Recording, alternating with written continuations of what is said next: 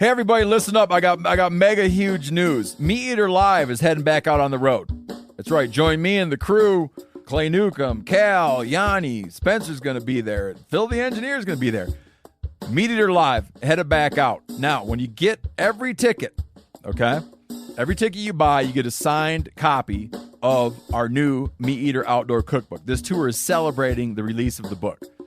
Buy a ticket, get a signed copy, Meat Eater Outdoor Cookbook, wild game recipes for the grill, smoker, camp stove, and campfire, which I'll point out is a $38 value.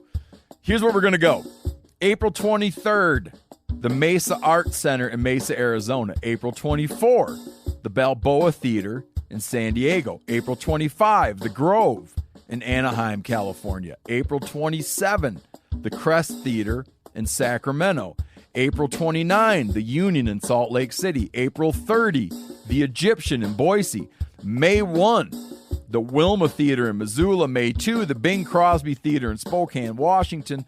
May 4, Revolution Hall in Portland, Oregon. And May 5, the last day of the tour, Pantages Theater in Tacoma, Washington. For tickets and more information, visit the events page at themeateater.com. Hope to see you at the show. You're listening to another Big Buck Breakdown from the Element Podcast.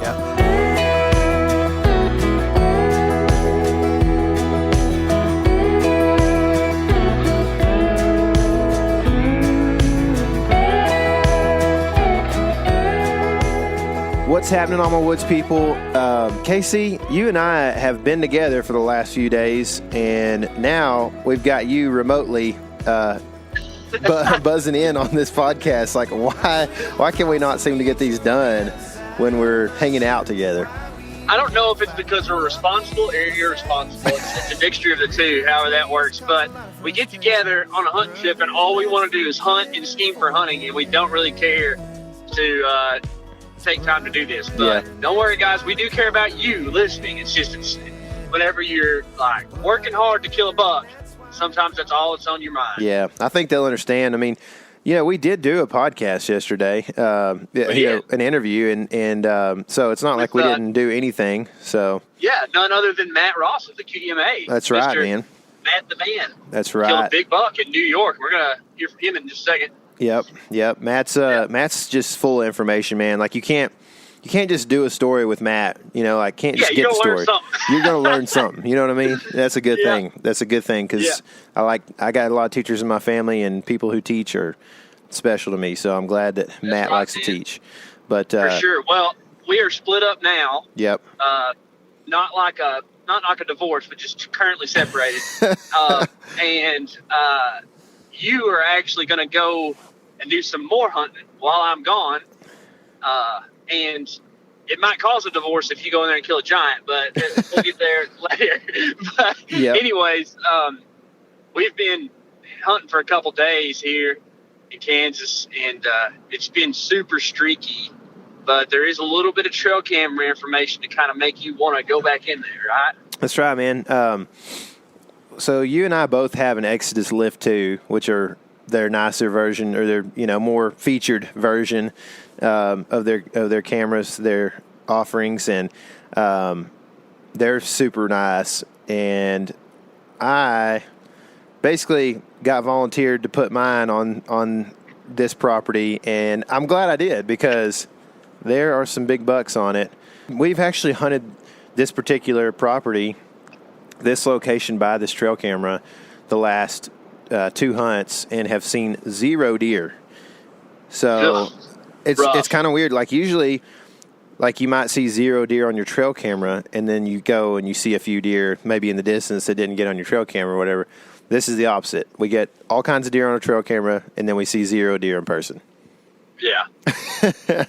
So, it's crazy. And in fact, the first day I was here, I had packed in and planned on hunting that and couldn't because the wind was bad. And then that evening that I would have been hunting there, they had a deer party, and the trail camera showed us that, dude, which was a real crying shame. It was. We've got 3 10 points that are shooters. And when I say shooters, that can be confusing because sometimes Casey and I are known to shoot smaller bucks. So, Yeah. but these are like But- these are legit like 145, 150 and ups probably. Yeah. That gives you an idea. We treat this tag a little bit differently usually. This is kind of more of the go and try to kill a big buck tag. So, and these definitely qualify on that. And then now, since the season's pushing late, there's actually maybe even a couple more over there that are going to be pretty tempting if they roll in through too. So, oh yeah, dude. I mean, you've got you passed a big 9. Well, big bodied. You know, I don't know how old he is, but he's a big bodied 9-point that's kind of got a tight rack all around, but a solid deer. We've seen him a few times. You've passed him. He might not get the pass if he comes in on me, and I don't think he would for you either at this point in the season. Yeah. And then there's another deer that's probably pretty old and has a split G3 and a split G2, and he's just heavy and just such a cool, interesting rack. And that's kind of the deer that your heart's set on, right? I would love to get after that buck, but if you get the chance to shoot him tonight and don't, I will also be mad at you. So, Gummit, dude. I know. Not doing it. Like, here's the deal. It's quite the conundrum. Like, I'm going to either be really upset with you that you didn't shoot him, or I'm going to be a little bit jealous that you do get to shoot him. So one or the other. All right. I would. Like, one of those scenarios ends up with you having a giant dead buck, and one doesn't. So you can choose which one you want. Dadgummit. But yeah, I mean, both of those deer too have been showing up on that Exodus quite a bit in daylight. I have a feeling that if you hunt that much more, you're going to have a choice to make on that 9-point sooner or later. Well, because I got the choice made. He likes that place, so hopefully you can get opportunity there. Yeah. Well, you're heading back to check another Exodus trail camera, correct? I am on my home property at some point in time. Probably not this evening. I got to go teach youth class tonight. But tomorrow, hopefully, I will be able to check that camera at some point in time. When we left, there was minimal deer movement because they had moved to the big timber, eating acorns quite a bit. Hopefully, some of those acorns have either been eaten up or have started to rot from some of the rains we've gotten, and those bucks will be back on more of a consistent feed pattern, whether that's on corn or on that food plot that I have planted over there. Mm-hmm. So I'm looking forward to get back to there, man. I've dedicated a bunch of time to it already, so kind of now I feel like I owe it to myself to go over there and make it happen. Mm-hmm. And hopefully it will. Yeah, man. And I hope it does for you too. And you're going to check that trail camera to kind of help you make that decision, I guess. But I also know that we've got like a bunch of trail cameras scattered across Texas public properties that have not been checked since like early. Like, I don't even know if the season was open when we checked them. Like hot season October. Yeah. Much. And so those are kind of exciting. Also, there's a likelihood that there's going to be at least one camera stolen. I hope it is not the case. There's that. Then there's also the fact that I'm just kind of sad that I haven't hunted any public in Texas since early November. And, speaking of that, was able to harvest 2 deer in early November.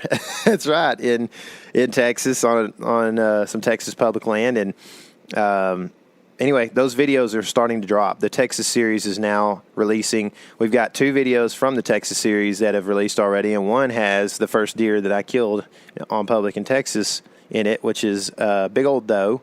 And it's a 10-minute video, so it's an easy watch. Don't feel like you have to commit to something that's 20, 25 minutes or whatever. You can go watch it. There's a little bit of tactic in it, and you kind of get to see. And if you want to watch the video before, it's a lot longer, but it's got maps and that kind of thing in it. It's a little different format than what we've done so far this year. And then the next video from the series, I kill a big old Texas public land buck in the video. So definitely worth watching if you're interested in that kind of thing, which I think if you're listening right now, you probably are. And then from there, it goes to Kansas, back to Iowa, back to Kansas, back to Kansas. It's like a bunch of stuff in the docket right now, man, just ready to be released. So I'm working up that stuff as much as possible. The Thanksgiving holiday kind of shut it down, but to help you stay up to date on what we're releasing and that kind of thing, make sure you've subscribed on YouTube. I would assume a lot of y'all have subscribed on YouTube. based off of how many subscribers we do have, but there's a lot more people that probably still haven't. So go subscribe. Yeah, tell your friends. Yeah, Tell your friends about exactly. It helps us out tremendously if you do. And then also, feel free to comment and like and that kind of thing. That helps us out a ton, and it helps you out if you're interested in what we're doing, just to stay abreast of what we're doing. So anyway, that's my plug. And I guess with that, man, is there anything else before we get Matt on the phone? Let me see if I can learn how to kill a private land buck from Matt. Okay, that sounds good. Let's get him on the phone. Brothers, let's forgive and forget. There's blood in the river, and that's why they call it the red. Okay, we have got Matt Ross with the Quality Deer Management Association on the phone. Matt, what's happening, dude? What's going on, Casey? How you doing? We are doing good. Tyler and I are in Kansas trying to get some whitetails on the ground, and we are looking for some inspiration, and you recently have really killed a really nice buck, man. Tell us the story on that deal. Yeah, no problem. I appreciate the compliment. It's been a long time coming for me to kill a deer in my home state in New York. Kind of the background is I'm from New York. I do most of my hunting here, although I travel a little bit. And for the past 10 years or so, the farm that I have permission to hunt on, and a bunch of neighbors have formed a co-op. And New York's a pretty high-pressure state. A lot of deer die at young ages, but in this co-op, we're trying to bring deer up to the older age classes, manage the habitat, and just have fun with it. And we have a personal or co-op-wide rule of trying to shoot deer that are 3 and older. I have a personal threshold of a little bit higher than that, so I've been trying to hold out for deer that are 4 or older, which is close to insanity in New York, but that's just my preference. I've killed a decent amount of 3-year-olds, and I don't necessarily have to kill a buck. I'm happy shooting does and managing the population, and I have access to other property. So on this co-op, I've been trying to shoot a 4 and older, and it's been several years since I've put a deer down, and we luckily have them out there running around. And this particular deer is kind of a newbie to the property. I mean, we didn't really have a lot of history with them, but a lot of trail cameras coming into this fall. A lot of folks that probably dislike and some like naming deer. This one had a name, not like a person's name, but we just called him Gate 8 because we got a first picture of him near a red gate on the co-op. And it was a really nice 8-pointer, 4 years old, estimated on the hoof, and just use that information to try to pinpoint where he was and get into a stand that I really love to hunt. It's a really great rut stand for me and has been over the years. It's on a kind of a nice back ridge in the woods, mostly white oaks growing on this ridge. Quite a bit of ag around, but decent walk into the stand. Just to the north of it, is a recent clear cut that we do quite a bit of active forest management in the past years. Not a lot of good bedding cover in there, but it's going to become a really good bedding spot. And just that disturbance alone, I knew that there were going to be deer in there browsing on the young annual plants that are coming up. It's about there's actually 2 clear cuts right next to each other, a 12-acre and about a 4 or 5-acre cut. So it's quite a bit open space. I can't see those cuts. They're several hundred yards away. And we also have a food plot just to the west of that clear cut. So there's all these food sources to the north of me, and the deer like to walk this ridge. It's an east-west running ridge. And I slipped in the stand. I actually hunted it in October once or twice. The white oak trees on this particular ridge were not dropping. I was expecting them to because they've been dropping in other parts of where I hunt. So I went in there to hunt to capitalize on that early season food source, and they weren't dropping. And I did not see a lot of deer. So right near there's a farm that actually had some standing crops that I had a feeling the deer were in the corn. It hadn't been cut yet. And I'm friends with, and it's actually that landowner is part of the co-op. I texted him and said, hey, when do you plan to cut that corn? Because I have a feeling the deer moving in there would be a lot better once that's cut. He said, actually, we're doing it in a week or so. So I timed my next hunt once that corn was cut to go in there on the right wind, and slipped in there for an afternoon hunt. It was actually early November, 3rd of November, I think, on a Sunday, and sat for, I don't know, a couple hours in the afternoon, hadn't seen much activity, and just did a blind light rattling sequence. You know, it's early November, conditions were right, the wind was right, that corn was cut. I just knew that there must have been a buck up just to the north of me, and a light blind rattling sequence, and honestly, the deer came in.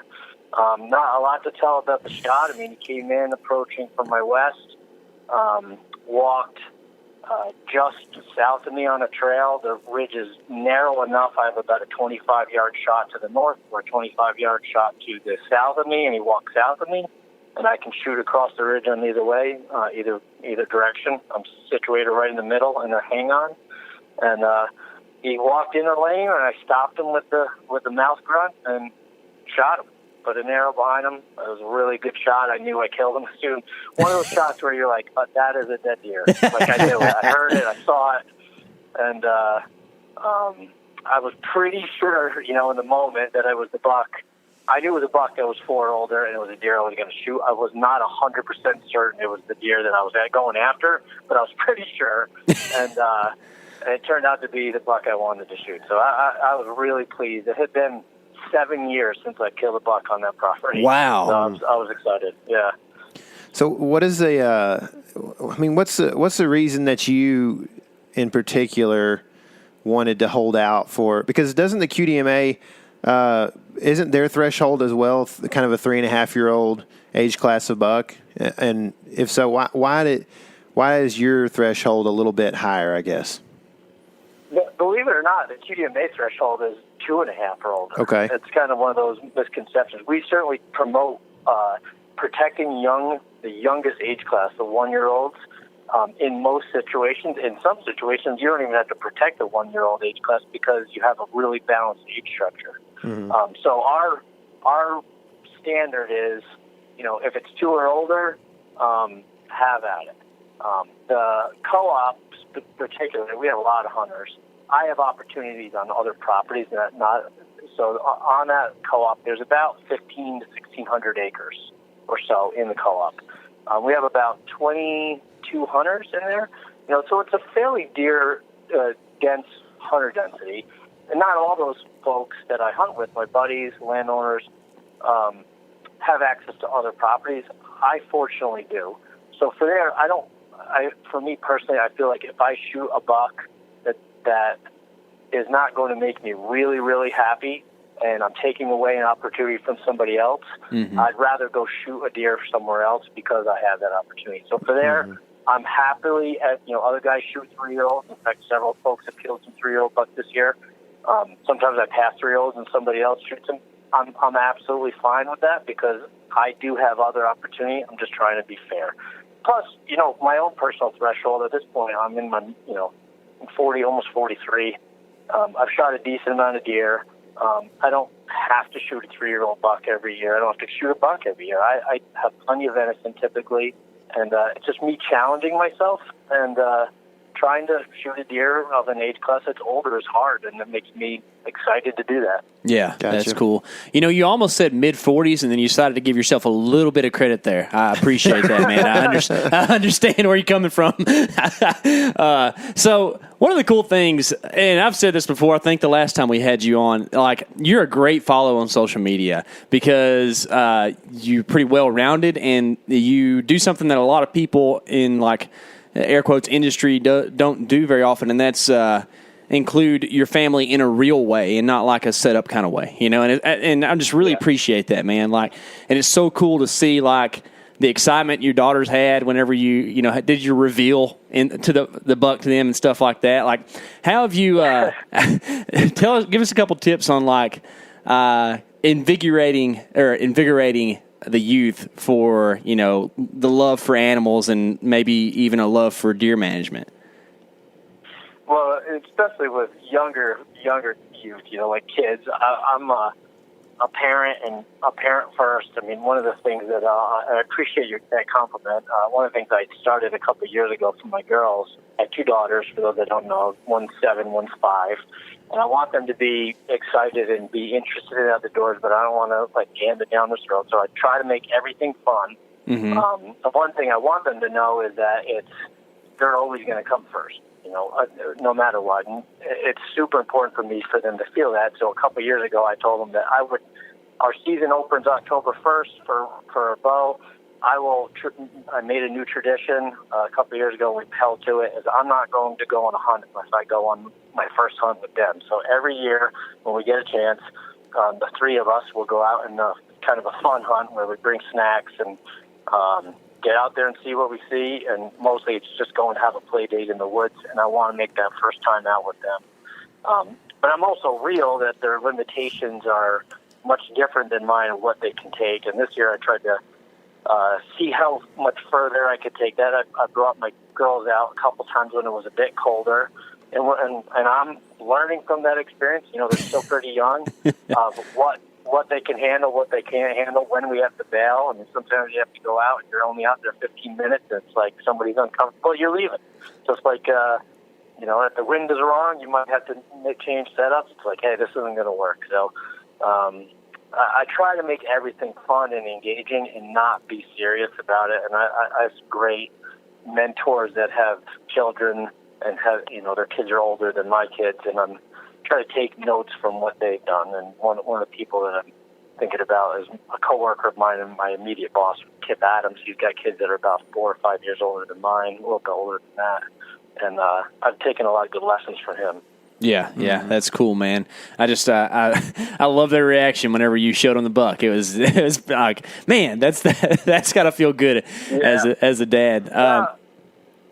I appreciate that, and honestly, I try to, in their involvement in anything I do, you got to keep it real. There's nothing fake about kids. They're going to say what they're going to say. They're going to tell you when they're uncomfortable or when they're having a good time, and it's a good lesson learned for everybody is still kind of watch and interact with kids because they tell you the truth.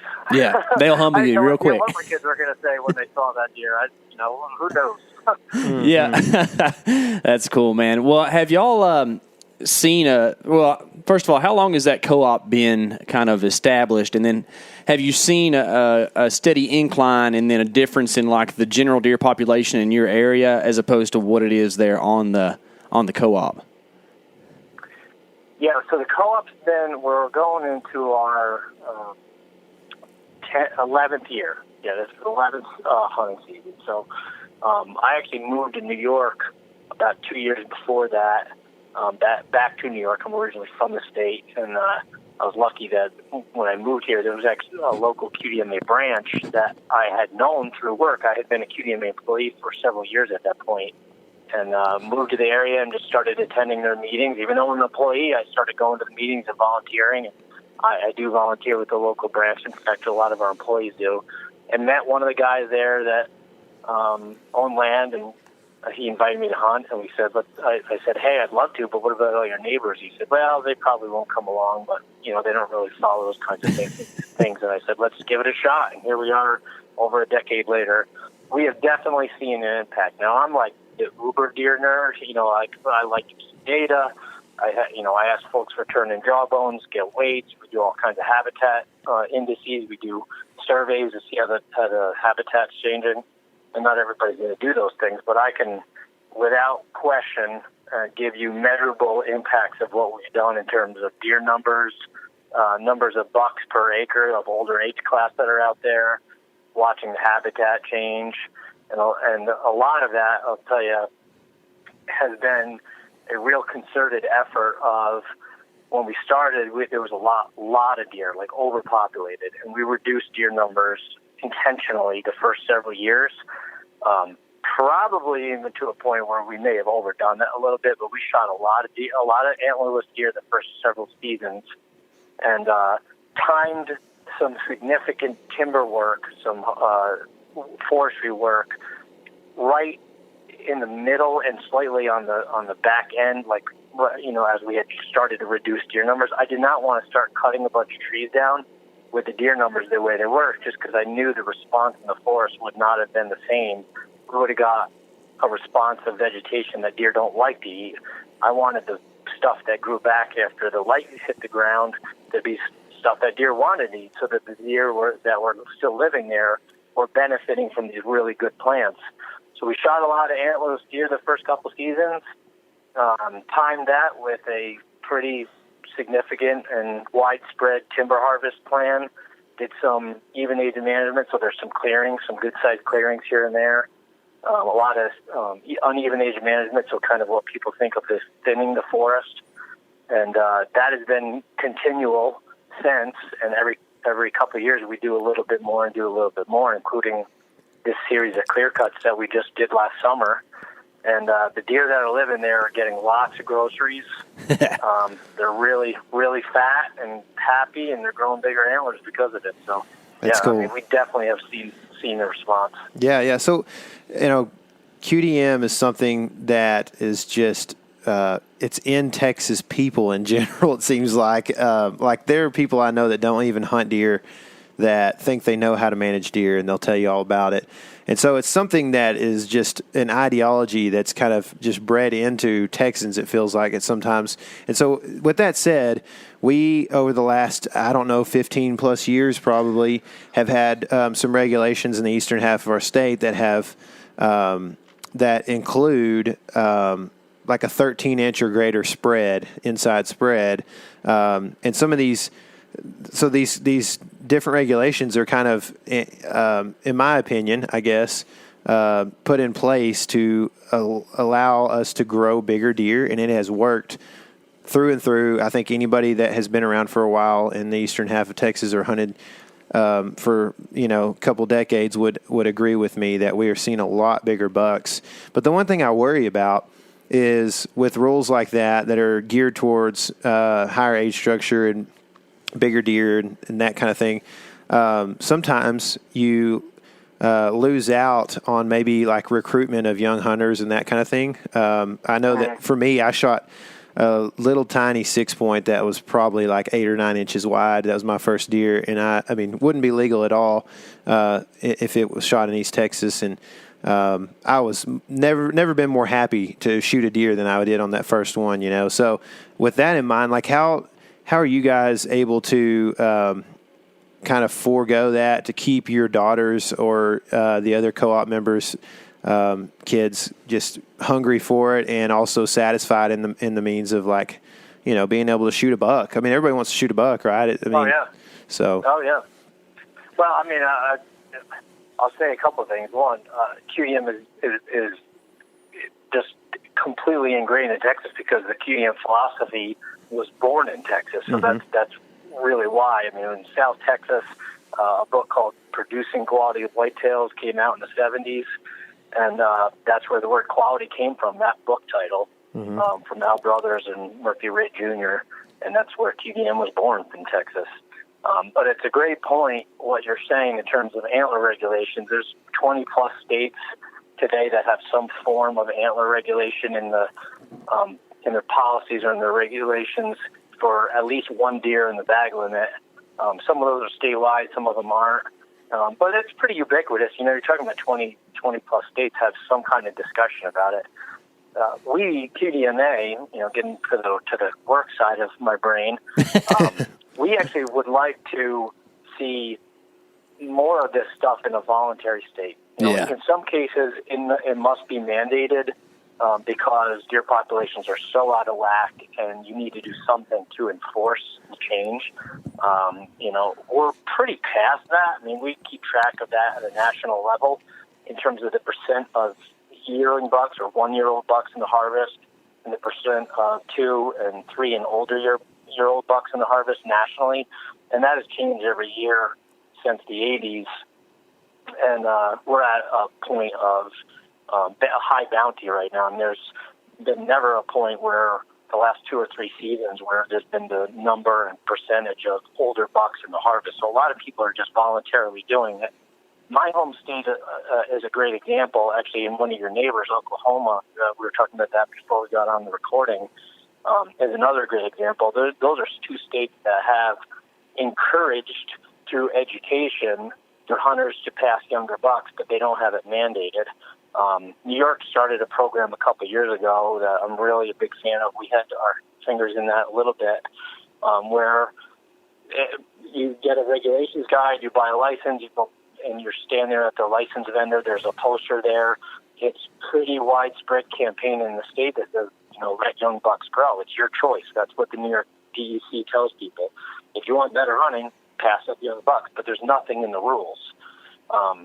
Me personally, I shot a lot of yearling bucks in my time. I mean, I tried to work my way up the ladder, but my first buck was a spike. Most of my colleagues, actually, at QDMA, their first deer were small yearling bucks. I mean, that is part of the rite of passage. Mm-hmm. You shoot your first deer, and I'm pretty heavily involved in a local, what we call Field of Fork program, where we're trying to introduce new hunters. And I luckily, again, talking about my access, I have actually a family member that has a small working farm that I don't really have any regulations on there. I'm not asking folks to do anything, and that's where I've been bringing most of the new hunters. And my kids are going there where they can shoot any deer they want.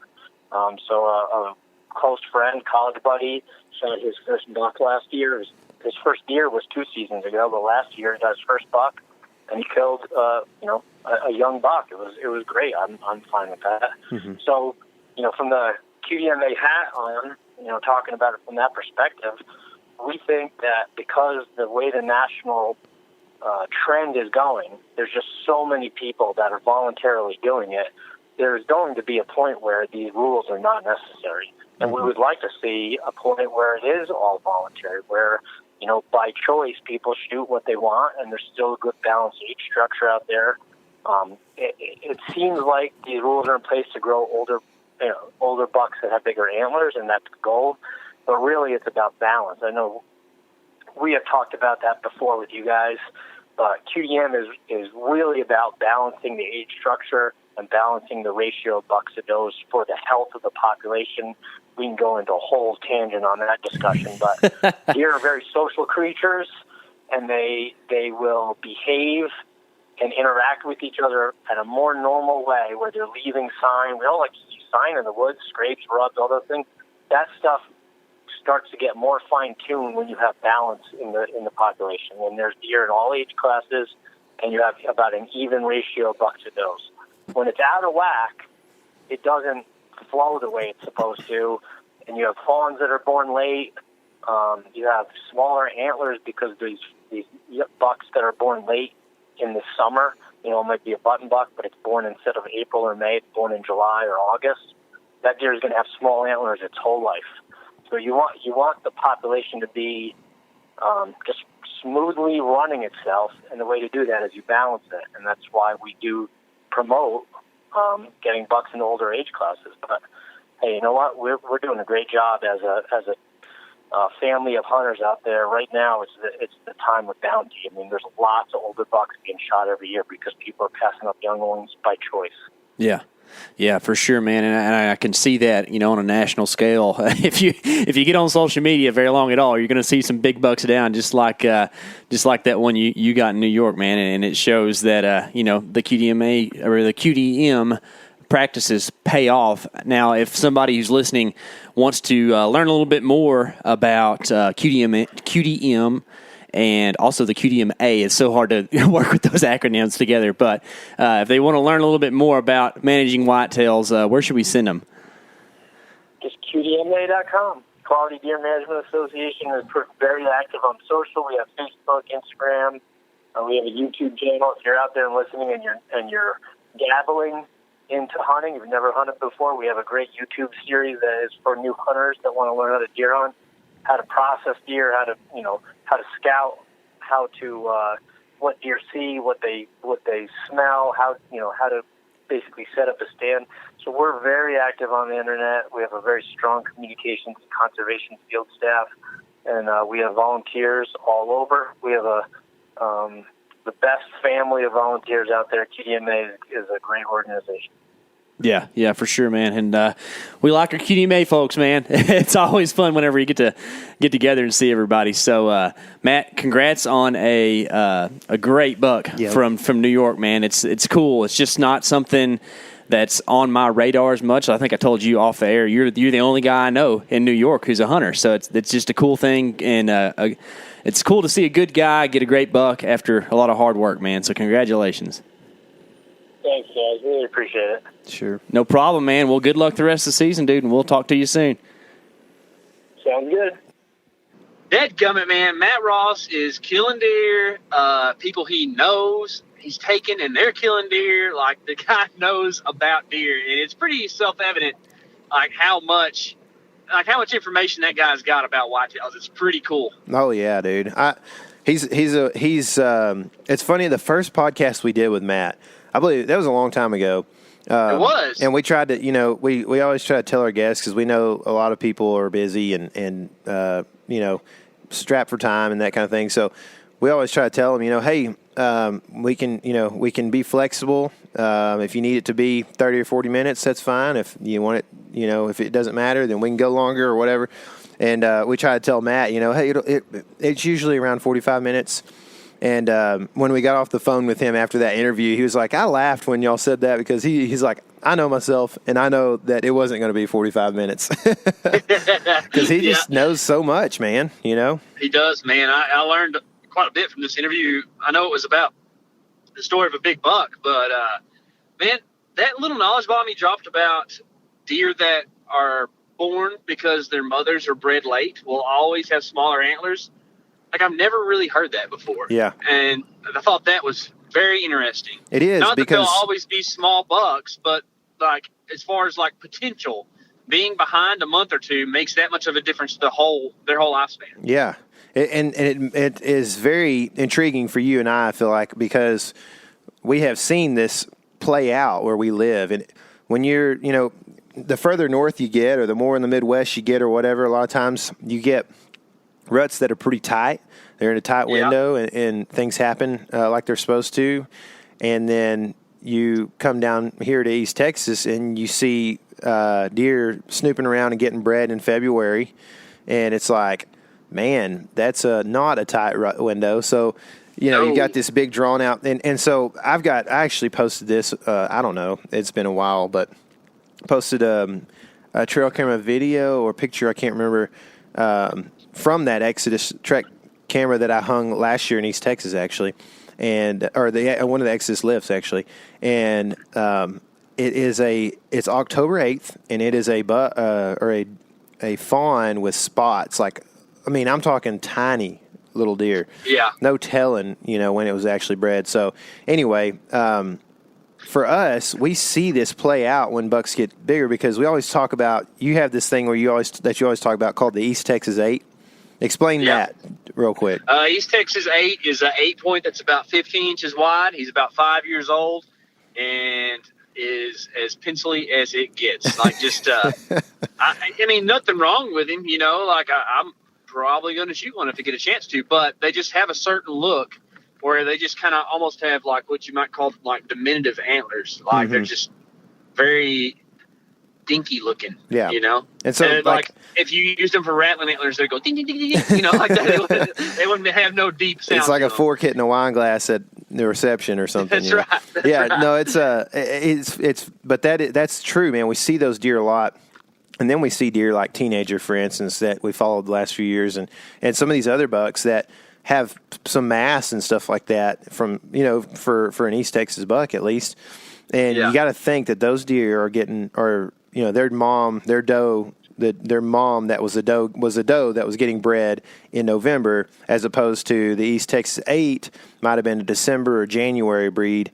And he just kind of stayed behind his whole life as far as antler development goes. So it's very interesting to us, I think, at least in particular, and I'm sure a lot of other southern hunters that deal with long rut windows or whatever it might be because of mild conditions during the winter. So anyway, I thought that was cool too, man. I did. But speaking of Texas and deer and that kind of thing, like we said at the beginning of the podcast, the Texas series is now going live, and the one that I think is most recent, if you're listening close to when this drops, is going to be the doe harvest that I had, and then next up is the big old Texas 8. Not the East Texas 8, but the big Texas 8. Yeah, real 8. It's with a real some 8. long tines and stuff. Yeah.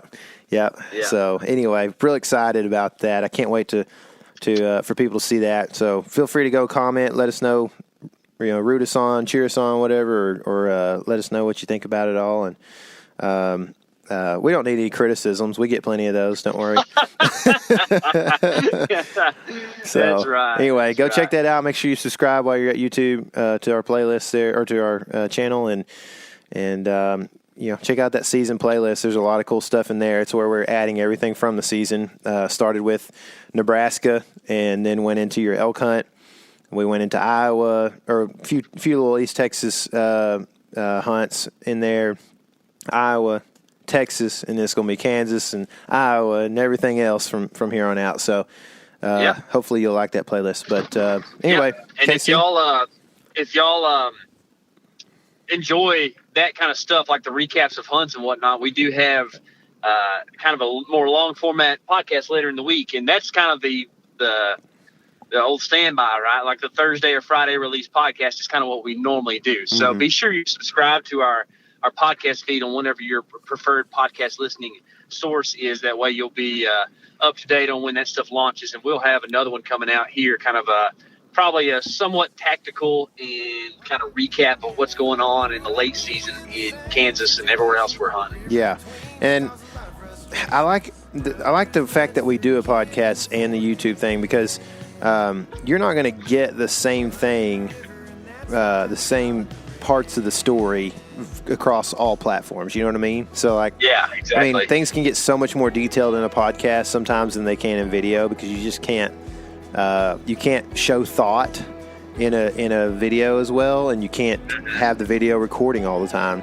But you can recap that in a podcast format and really get the details and that kind of thing, and then get the visual side of thing on YouTube. So, like, it's definitely worth keeping up on all platforms, I guess. And then we're just gonna keep as we hunt and stuff like that, trying to keep a little bit of a live video going on Instagram on the stories. So check in on all of it. We appreciate it, and I hope you guys are having a great season.